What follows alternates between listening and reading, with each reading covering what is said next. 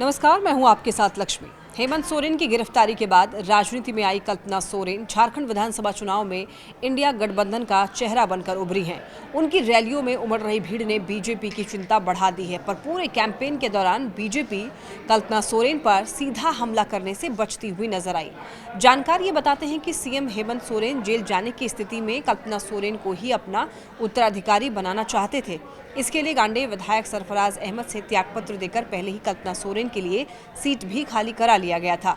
लेकिन ऐन मौके पर परिवार के सदस्य और जामा विधायक सीता सोरेन ने पहले ही कल्पना सोरेन के नाम पर अपनी आपत्ति दर्ज कराते हुए सीएम पद के लिए खुद का नाम आगे किया था, जिसके कारण मौके की नज़ाकत को समझते हुए हेमंत सोरेन ने चंपाई सोरेन को जिम्मेदारी सौंपने का फैसला किया। कल्पना का जन्म जो है वो ओडिशा के मयूरभंज जिले में हुआ और वहीं प्रारंभिक शिक्षा भी हुई उनकी। मार्च महीने में राजनीति में एंट्री के साथ ही लोकसभा चुनाव का ऐलान हो गया। लोकसभा चुनाव में कल्पना सोरेन जेल में बंद हेमंत सोरेन की गैर मौजूदगी में इंडिया गठबंधन की सबसे बड़ी स्टार प्रचारक बनी और इस चुनाव में इंडिया गठबंधन को 5 सीटें मिली, जबकि वर्ष 2019 में इंडिया गठबंधन सिर्फ 2 सीटें ही जीत पाई थी। इस चुनाव की सबसे खास बात ये रही कि आदिवासियों के लिए आरक्षित सभी सीटों पर इंडिया गठबंधन को जीत मिली। वहीं कल्पना सोरेन खुद भी गांडेय विधानसभा उपचुनाव में जीत हासिल करने में सफल रहीं। लोकसभा चुनाव के बाद झारखंड में विधानसभा चुनाव प्रचार के दौरान भी कल्पना सोरेन के हर चुनावी सभा में जबरदस्त भीड़ उमड़ती रही। इस भीड़ में युवाओं और महिलाओं की भागीदारी देखी गई।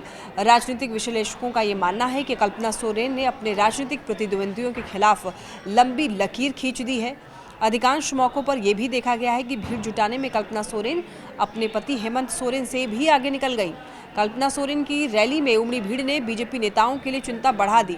हालांकि जिस तरीके से कल्पना सोरेन के समर्थकों में युवा और महिलाओं का जनसैलाब दिखा, ऐसे में बीजेपी और एनडीए के अधिकांश नेता भी कल्पना सोरेन के खिलाफ सीधा हमला करने से बचते रहे और यही वजह है कि बीजेपी और एनडीए नेताओं के निशाने पर मुख्य रूप से हेमंत सोरेन और जेएमएम कांग्रेस के अन्य नेता ही रहे।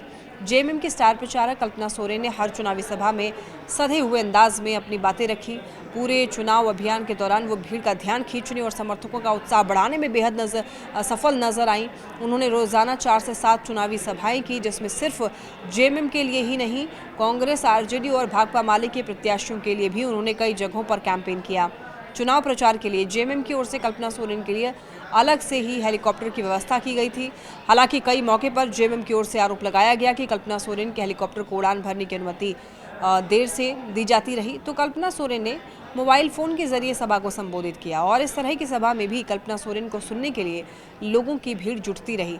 विधानसभा चुनाव प्रचार के दौरान कल्पना सोरेन की लोकप्रियता सोशल मीडिया पर काफी बढ़ गई।